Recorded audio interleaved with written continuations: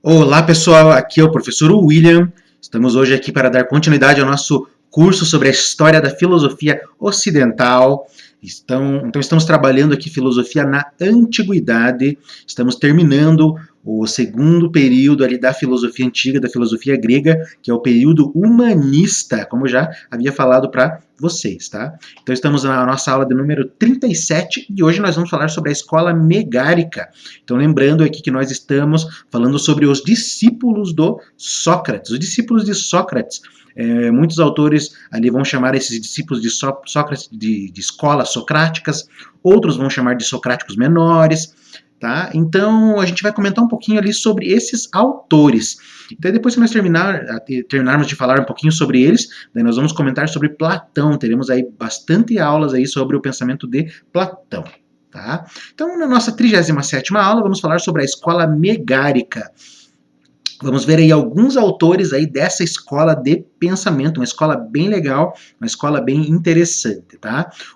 A escola megárica, o fundador, né, quem iniciou esse movimento foi o Euclides de Megara, tá? Teria nascido ali por volta de 475, falecido ali por volta de 365 a.C. Ali tem uma imagem de como teria sido, de certa forma, Euclides, tá? Ele é o fundador dessa escola.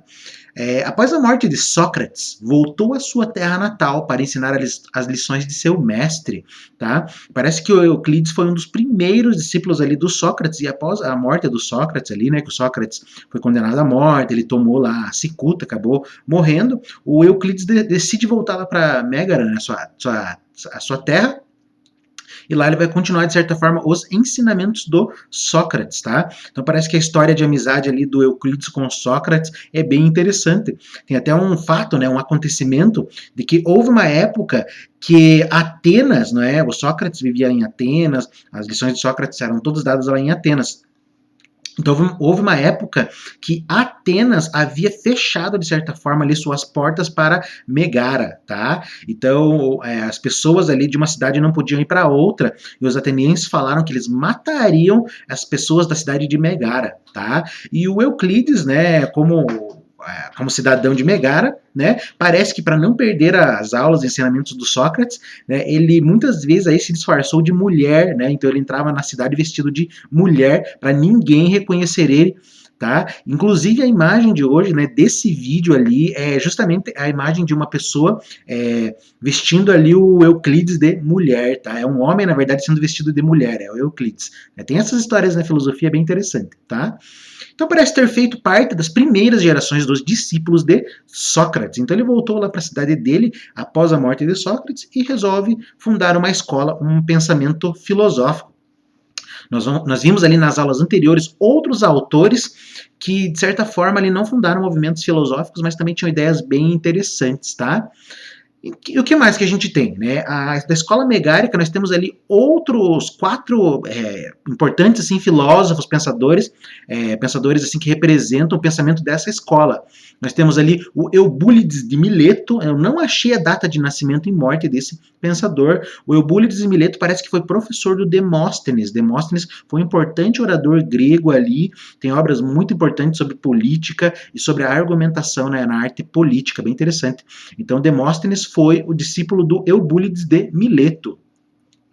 Temos um outro autor ali também, o Diodoro Cronos, né? Só achei a data de morte, parece que foi morto em 284 a.C., também um autor ali bem interessante dessa escola. Temos também o Estilpão. Estilpão nasceu ali em 360, faleceu por volta de 280 a.C., a gente vai comentar um pouquinho nessa aula. E temos também o Alexino de Elis, né? Conhecido mais como Alexino o Refutador, porque ele refutava os argumentos, né, das pessoas ali. A especialidade dele era a argumentação. Teria nascido por volta de 339 e falecido ali por volta de 285 a.C. Então, beleza. O que é essa escola megárica? Do que trata essa escola megárica? Essa escola megárica, fundada ali pelo Euclides, ela vai, de certa forma, fundir duas formas de pensamento filosófico. Uma delas é do Sócrates e outra lá do pensamento eleático, da escola de Eleia. Não sei se vocês lembram lá da escola de Eleia, tem o Parmênides, o Zenão de Eleia, o Melissus, tá? Então, são autores ali da escola eleática. E a escola megárica vai unir o pensamento tanto de Sócrates quanto o pensamento ali dos eleatas. Então, é isso que essa escola vai fazer. Tá? Então a primeira coisa ali, eles vão pegar de Sócrates, aquela ideia do bem e da virtude. Nós vimos ali nas nossas 8 aulas sobre Sócrates a ideia do bem e da virtude. A virtude é aquilo que melhora o homem, melhora o ser humano. Tá? O homem é a sua alma e, de certa forma, melhorar aí a si mesmo para tentar encontrar essa alma, tentar encontrar essa essência, faz parte do bem. Tá? Mas os personagens ali da escola megárica, os filósofos da escola megárica, eles vão trazer essa ideia do bem e da virtude, mas eles vão tratar ali com argumentos da escola eleática. Então nós vimos lá que na escola eleática, na escola do Parmênides, eles acreditavam que o mundo era formado pelo ser, e o ser é uno, não existe nada além do ser. Então, da mesma forma aqui, né, eles pegam ali a ideia do bem de Sócrates e vão afirmar o seguinte: o bem é único, a única coisa que existe é o bem, né? E na verdade, as pessoas acham que o bem, de certa forma, são várias coisas, porque elas dão nomes diferentes ao bem. Por exemplo, muitas pessoas vão dizer que o bem é o amor, que o bem é felicidade, que o bem é Deus, que o bem é inteligência, mas os autores aqui da escola megárica, eles vão dizer que o bem é único. Só que as pessoas dão nomes diferentes a esse bem. Bem só existe um, mas ele é visto, de certa forma, de formas diferentes aí por pessoas aí diferentes, de culturas diferentes, tá? Os autores ali da escola megárica, eles negavam a realidade de qualquer coisa contrária ao bem. Então, para eles, o bem é o ser. Só existe o bem. Não existe nada contrário ao bem. O bem é a única realidade que existe. Da mesma forma que o ser para Parmênides é a única realidade que existe. Só existe o ser. Não existe o não ser, tá? Então, aqui para a escola megárica, o bem é o ser, portanto só existe o bem. Tá? É interessante assim, esse argumento que ele vai aparecer de volta fortemente lá no Santo Agostinho, lá na Idade Média, porque vão fazer a pergunta para o Santo Agostinho: se Deus é bom, quem criou o mal? Se Deus é bom, Deus criou o mal? Então Santo Agostinho vai dizer que não, né? Então ele vai usar esse argumento aí para dizer que Deus não criou o mal, mas não vou falar sobre isso nessa aula, tá? De certa forma isso vai bem parecido ali com a escola megárica. Para os personagens, para os autores, filósofos da escola megárica, só existe o bem, só existe o bem. O conhecimento do bem é a virtude, tá? Então aqui, veja, essa ideia da virtude é aquela ideia socrática, né? Que a virtude é o melhoramento do homem. O homem procura se melhorar para, de certa forma, se aperfeiçoar como homem, como ser humano, e isso é o bem, tá? Então, assim, essa ideia, né? Para a escola megárica só existe o bem. E o conhecimento do bem é a virtude. Logo, a virtude também é única, portanto, há somente uma virtude. Então, as pessoas podem falar que existem diversas formas de melhorar, mas, de certa forma, os personagens da escola megárica vão dizer: não, só existe uma virtude, porque só existe um único bem. E por aí que vai a argumentação deles, tá? Então, os autores aí da escola megárica, eles trabalham muito também com a questão argumentativa. Eles vão trabalhar com a questão lógica, da mesma forma que lá os personagens da escola de Eleia também trabalharam. Tá? Então, assim como os eleatas, eles negavam a multiplicidade e repudiavam a sensibilidade. Então, nós vimos lá que os autores da escola de Eleia, né, Parmênides, Zenão e Melissus, eles negavam a multiplicidade. Não existe multiplicidade. O que existe é apenas unidade. Mas por que a gente acha que existem várias coisas? É porque nossos sentidos nos dizem que existem várias coisas. E eles também negavam os sentidos. E os personagens aqui da escola megárica também não, digamos assim, a sensibilidade é uma coisa errônea que vai te dar a ilusão de que existem várias coisas, mas na verdade só existe uma. E da mesma forma que os eleatas, eles vão chegar à ideia: somente a razão capta o uno, a unidade do mundo, a unidade do real, o bem só é captado pela razão e não pela sensação. É isso que eles vão trazer de acordo lá com o pensamento da escola de Eleia, que de certa forma, não sei se vocês lembram, que lá para Parmênides, não é? Quando Parmênides tem aquele sonho, né? São mostrados ali caminhos para Parmênides, mas o único caminho possível é o caminho do ser, que só pode ser apreendido pela razão. Os outros caminhos da opinião, da doxa, etc., São caminhos dados ali pela experiência. E a experiência é falha, a experiência é errônea. E aqui a escola megarica vai trazer essa ideia também, tá? Então somente a razão vai captar o bem, a virtude. Somente a razão capta o uno, a unidade. Então, da mesma forma, também eles negam, né, aqui os autores da escola megarica, eles vão dizer que não existe movimento, não existe mudança, portanto não existe devir. Devir é mudança, devir é movimento, as coisas não mudam, porque só existe o bem. Se o bem mudasse, ele seria outra coisa que não é o bem. Mas outra coisa que não é o bem não tem como existir. Então, portanto, só existe o bem. O bem não muda, o bem é o ser.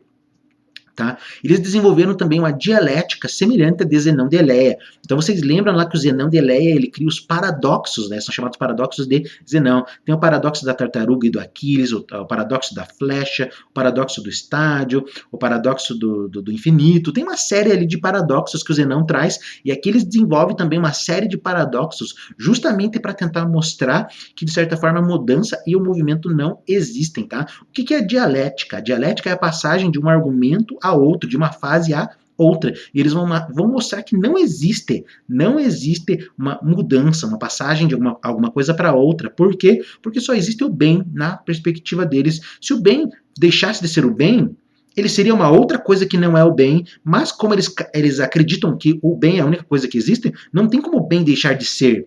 Porque se o bem deixar de ser, ele vai ser o não ser, mas o não ser não existe. Então só existe o ser, né? Então essa questão do paradoxo aí é bem complicada, mas é bem interessante também, tá? Então eles utilizaram argumentos sofísticos heurísticos contra a multiplicidade. O que são argumentos sofísticos heurísticos? Lá na nossa aula sobre os sofistas nós trabalhamos um pouquinho sobre isso também, tá? Esses argumentos heurísticos, eles são argumentos ali que estão interessados apenas na argumentação. Eles não estão interessados ali numa substância, na descoberta da verdade, na descoberta de alguma coisa. Eles não estão interessados no desenvolvimento do pensamento. Eles apenas, de certa forma, argumentavam ali para de certa forma, argumentar. Só isso, não tinha uma utilidade, digamos assim. Eles tentavam mostrar que as coisas, né, pensadas ali pela multiplicidade, pensado pelo viés da mudança, do devir, tudo dado pela sensibilidade, isso inevitavelmente cairia em paradoxos, portanto, seria impossível, tá? O Eubúlides de Mileto, ele utilizou um famoso ali sofisma, né? O sofisma seriam argumentos ali que parecem verdadeiros, mas são falsos, chamado de sorites. Sorites em grego significa monte ou amontoado. Então ele usou ali um argumento ali, sorites, né? Justamente para tentar mostrar que não existe essa mudança. Qual que foi o argumento utilizado ali para ele, né? Os argumentos ali sorites são clássicos, né, na história da filosofia. Então ele vai dizer o seguinte, por exemplo, né, se você tem um saco cheio de grãos, você tira um grão, isso não faz diferença para o saco. Se você tira 2, não faz diferença ali, porque vai continuar cheio. Você tira 3, você tira 4, não faz diferença. Logo, se você tirar todos, também não vai fazer diferença, tá? Então esse é o argumento. Também vai usar o argumento lá da crina do cavalo. Se você puxa um fio da crina do cavalo, você tirou 1. Se você puxa 2, você tira 2. Se você puxa 3, você vai tirando 3. Logo, se você tirar todos, não vai fazer diferença também, porque não existe mudança, tá? Então ele vai trazendo essa ideia, e esses são argumentos sorites. São argumentos muito, digamos assim, investigados na lógica contemporânea. Tá? Então também ali há um outro personagem ali nessa escola, que é o Estilpão. O Estilpão, ele critica a possibilidade do juízo, tá? O Estilpão vai trazer aqui uma outra série de argumentações, né? Também, assim, argumentações bem difíceis ali de entender e pegar a ideia, para mostrar que não se pode ter um juízo sobre as coisas. O que é juízo? O juízo é uma forma de dar um predicado a um sujeito. O Estilpão vai mostrar que não se pode fazer isso. Por quê? Ele vai usar o clássico argumento do cavalo. Mais uma vez, cavalo, né? Eles só iam cavalo, por isso que eles falam bastante de cavalo naquela época, tá? Então ele vai usar o argumento do cavalo. O cavalo corre. Então eu tenho o sujeito, que é cavalo, e tenho ali o predicado, que é correr. Só que o Estilpão vai dizer o seguinte: cavalo é um ser e o correr é outro ser. Como que eu posso analisar dois seres totalmente diferentes? Como eu posso dar, digamos assim, duas juntar dois seres ali, de certa forma, numa perspectiva, numa frase, num juízo. Para eu dizer o cavalo corre, eu tenho que saber o que é cavalo e tenho que saber o que é correr. Eu não sei o que é nenhuma dessas duas coisas, eu não conheço a ciência dessas duas coisas, portanto, é impossível juntar o sujeito ao predicado. Mas também, por outro lado, se correr fizesse parte, digamos assim, da natureza do cavalo, então esse correr seria, digamos assim, teria um ser, teria uma essência dentro do cavalo. Mas, daí como nós poderíamos dizer, por exemplo, que o cachorro corre, o leão corre, o homem corre? Porque o correr faz parte do cavalo. Se faz parte do cavalo, é só dele. Então não tem como o homem correr, não tem como o leão correr, não tem como o cachorro correr. É essa ideia que ele vai trazer. Ele vai dizer, de certa forma, para que serve esse argumento? Para mostrar que nós criamos uma série de argumentos, palavras, linguagens para designar ali coisas que são aparentemente totalmente diferentes, mas no fundo só existe uma coisa, né? Conforme defende o pensamento ali da escola. Então é impossível fazer um juízo sobre uma determinada coisa. Por quê? Porque todas elas, no fundo, se reduzem a apenas uma só. Tá? Eles desenvolveram, então, antinomias e paradoxos. Antinomias, justamente, a gente já trabalhou isso também nas nossas aulas anteriores. Tá? A antinomia seria uma espécie de argumento ali que você tem uma ideia principal e a partir dessa ideia você vai negando ali outras ideias. O paradoxo é uma coisa assim que nunca vai chegar a uma conclusão. O paradoxo é uma coisa que nunca vai ser verdadeira e também não vai ser falsa. Tá? O clássico argumento ali que foi inventado por essa escola, que é um paradoxo muito, digamos assim, analisado hoje pela área da lógica contemporânea, até os medievais quebraram bastante a cabeça com esse paradoxo, foi inventado pela escola megárica, né, que é o paradoxo do mentiroso. Ó, se você diz que mente, ou diz a verdade, e então mente, ou diz o falso, e então diz a verdade. Então isso é um paradoxo. Por exemplo, eu digo, eu estou mentindo. Mas, se é verdade isso que eu falei, então é verdade que eu estou mentindo. Portanto, se eu estou mentindo, não tem como esse argumento ser verdadeiro. Portanto, é um argumento falso. Mas, se é falso que eu estou mentindo, então é verdadeiro que estou dizendo a verdade. Se é verdadeiro que estou dizendo a verdade, então é falso que estou mentindo. Tá? É essa a ideia. É por aí que vai a ideia do paradoxo. Tá? Esse paradoxo é bem legal, bastante trabalhado também na área da matemática. Tá? Outro autor ali dessa escola, né, que vai criticar também a mudança, é o Diodoro Cronos. Né? Ele nega que exista potência sem ato. O que é potência? Potência é uma possibilidade, né, digamos assim, de vir a ser. E ato é a realização da potência. Potência e ato vão aparecer muito lá na filosofia do Aristóteles, né? Aqui, de certa forma, ali eles já estão bem no período do Aristóteles, né? E, de certa forma, ali eles... a maioria deles ele vai discordar das ideias do Aristóteles. Principalmente o Eubúlides de Mileto, que parece que foi um inimigo do Aristóteles. Mas o Diodoro Cronos vai trazer a ideia aqui de que não existe potência sem ato, não é?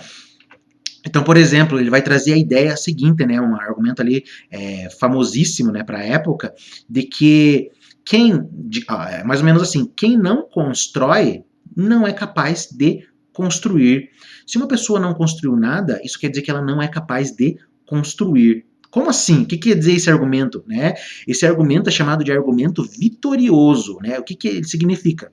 Somente o verificado é possível. Portanto, se uma pessoa não constrói, não tem como verificar se ela constrói ou não, porque ela não construiu. Se uma pessoa não constrói, ela não é capaz de construir. Esse o argumento. Como que eu vou verificar se a pessoa não constrói? E se ela constrói, eu vou fazer a verificação. Mas, se ela constrói, então ela não tem a capacidade de não construir. Aqui a gente cai também num outro paradoxo. Ó, somente o verificado é possível, pois se fosse possível aquilo que nunca se verifica, do possível resultaria o impossível. Tá? Então eu tenho ali, por exemplo, né, essa ideia de que somente o possível vai acontecer. Por quê? Porque se a gente for parar para pensar, o possível, ele vai ser verificado, ele pode ser verificado. Se eu não verifico ele, então ele é impossível. E se ele é impossível, ele não acontece. Eu verifico que o cara que não construiu sabe construir? Não, eu não tenho como verificar isso, é impossível. É impossível. Digamos assim, seguindo esse raciocínio, essa ideia lógica, tá? Eu sei que parece meio cabuloso, assim, digamos, essa argumentação, mas é mais ou menos por aí que vai a argumentação dessa escola de pensamento. O Estiopão, ele coloca o ideal do sábio na apatia. O sábio basta a si mesmo, né? A apatia ali, ela é um conceito que vai ser trabalhado muito no estoicismo. Se eu não me engano, o Estiopão, né, assim como o Alexino, que é o filósofo que a gente vai ver daqui a pouco, eles ali criticam o Zenão de Sítio, que é criador do estoicismo. O estoicismo é um movimento filosófico que nós vamos ver ali, tá? Então o Estiopão, ele traz a ideia ali de que o sábio de verdade, ele é apático, ou seja, ele não sente absolutamente nada, não sente alegria, não sente dor, não sente tristeza, ele, de certa forma, não tem sentimento em relação às coisas, né? O Estiopão vai dizer que o sábio, ele basta a si mesmo, o sábio, ele basta a si mesmo, não precisa de mais nada, nem de amigos, nem de nada, tá? Isso aí é um desenvolvimento ético ali da escola megárica. E daí nós temos o Alexino, né? O Alexino, ele era especialista na argumentação. O Alexino, ele era discípulo do Eubúlides de Mileto, tá? O Alexino é conhecido justamente como refutador, justamente porque ele era especialista na argumentação. Então a grande questão dele ali era argumentar, refutar, digamos assim, negar o argumento dos outros. Ele opôs-se a Zenão de Sítio, né, que é o fundador do estoicismo, que é um filósofo que nós vamos ver lá na frente, e também a Éforo de Cime, né? Éforo de Cime foi um importante historiador lá da antiguidade grega. Parece que o Alexandre o Grande teria convidado o Éforo para ser o historiador oficial ali do governo dele, mas ele acabou recusando. Mas, de certa forma, o Éforo deixou uma série de obras ali da história bem interessante ali. Acho que ele escreveu sobre um período ali de mais ou menos 7 anos, sobre guerras sagradas, etc. Tá? E o Alexino era rival desses pensadores aí. O Alexino, ele critica os sofistas retóricos por perderem o seu tempo a investigar assuntos desnecessários, como a dicção, a memória e a interpretação de passagens obscuras nos poetas. Os sofistas, então, eles eram aqueles mestres da argumentação, e os sofistas, eles ficavam, de certa forma, discutindo ali sobre uma série de argumentos que não tinham nada a ver, como esses argumentos ali que eu trouxe para você agora há pouco, né? São argumentos totalmente desnecessários ali, que de certa forma não levam a nada. E o Alexino vai criticar um pouco isso, esses sofistas retóricos, esses sofistas erísticos, né? Porque eles perdem muito tempo ali com esses argumentos, com esses paradoxos ali, que muitas vezes não são necessários. Também tratam da questão da dicção, da fala, da memória e da interpretação de passagens obscuras nos poetas. Então era a mania deles, de certa forma, ali também, analisar a obra dos poetas e ficar falando ali justamente sobre o que acontecia, o que o poeta queria dizer, etc. Então, para o Alexino, aquilo ali era perder tempo. Tá? Então, eu acho que é basicamente isso. Então, vimos ali a primeira escola, digamos assim, ali no período um pouquinho posterior à morte de Sócrates, uma escola ali que foi influenciada pelas ideias do Sócrates. Então o Euclides, ele pega as ideias ali do mestre dele, que é o Sócrates, e também faz uma fusão ali com a escola do Parmênides. É bem interessante isso que a filosofia faz, de pegar a ideia de pensadores ali e trazer, justamente, fazer essa conexão, esse conceito aí, etc. É bem legal, é bem interessante. Então é basicamente isso, né? Então eles pegam ali a ideia de bem, a ideia de virtude e fazem, de certa forma, uma junção ali com o pensamento do ser, lá da escola eleática, e também utilizam aquela dialética, aquela argumentação ali, que também faz parte ali do pensamento eleático. Principalmente o pensamento de Zenão, né? O Zenão, o Melisso também, eles vão criar uma série de argumentos ali, justamente para tentar provar as ideias do mestre, mostrar que Parmênides estava correto. Tá? Então, nas próximas aulas aí vamos continuar vendo sobre as escolas filosóficas ali que surgiram, né, com influência ali, digamos, desses discípulos próximos do Sócrates, e daí nós vamos falar um pouquinho sobre a escola cínica, que é a escola do Antístenes, também bem interessante, uma escola bem importante aí para a história da filosofia. Então é isso, pessoal, um grande abraço a todos, nos vemos aí no nosso próximo encontro.